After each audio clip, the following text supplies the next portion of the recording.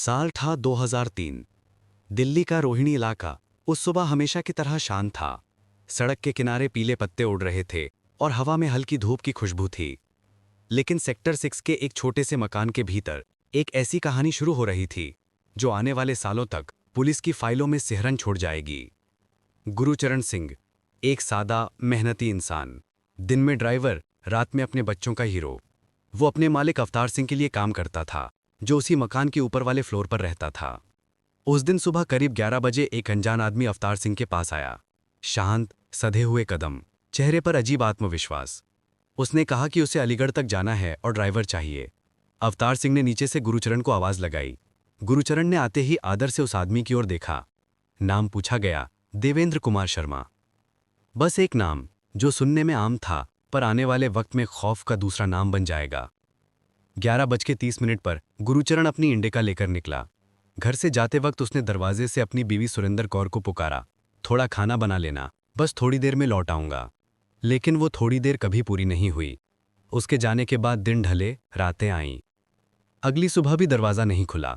गुरुचरण वापस नहीं आया। सुरेंद्र कौर की आंखों में बेचैनी थी। हर गाड़ी की आवाज पर लगता कि शायद वही लौट आया है, पर जो लौटा नहीं वो फिर कभी लौट भी नहीं सका।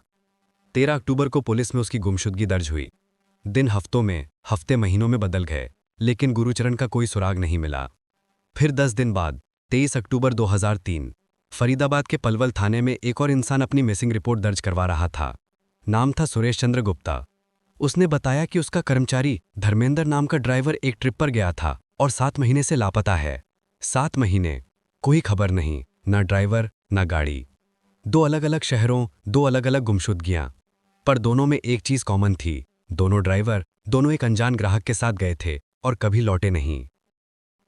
एक बूढ़ा सफेद बालों वाला आदमी हिरासत में बैठा था, चेहरे पर झुर्रियां, पर आंखों में ठंडा सन्नाटा। वो शांत था, जैसे उसे किसी बात का अफसोस ही नहीं। पुलिस पूछताछ कर रही थी, तभी उसने बेहद शांत लहजे में कहा, मैंने ही मारा था, धर्मेंद्र को भी, गुरुचरण को भी, और 50 और लोगों को। कमरा ठंडा पड़ गया। हर पुलिस वाला एक दूसरे की तरफ देखने लगा, क्योंकि ये कोई आम कातिल नहीं था। उसने अपने जुर्म कबूल किए और पुलिस को अलीगढ़ के गांव उत्तरा तक ले गया। वहां एक जामुन के पेड़ के नीचे उसने मिट्टी की ओर इशारा किया, यहीं दफन है सबूत। पुलिस ने खुदाई शुरू की। थोड़ी मिट्टी हटाते ही एक हरे रंग का लिफाफा निकला, जिसमें गुरुचरण की आईडी थी। पास के नाले में से एक सफेद लिफाफा मिला, धर्मेंद्र की आईडी। पुलिस के सामने अब सवाल था कि गाड़ियां कहां गईं और लाशें कहां हैं। आदमी ने शांत स्वर में जवाब दिया, गाड़ियां बेच दी और लाशें हजारा नहर में फेंक दी।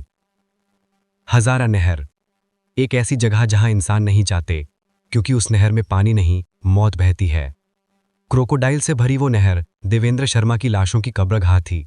वो जानता था, वहां जो गया उसका कोई निशान नहीं बचेगा। अब पुलिस को समझ आया कि इतने सालों से जो ड्राइवर गायब हो रहे थे, वे दरअसल किसी राक्षस की योजना के शिकार बने थे। उस आदमी का नाम डॉक्टर देवेंद्र शर्मा, एक ऐसा डॉक्टर जिसने इलाज नहीं बल्कि कत्ल को अपना पेशा बना लिया था। ये तो सिर्फ शुरुआत है। देखते रहिए स्टोरी पर चर्चा, और हाँ, सब्सक्राइब करके बेल आइकॉन दबाना मत भूलिएगा, क्योंकि असली कहानियां अभी बाकी हैं।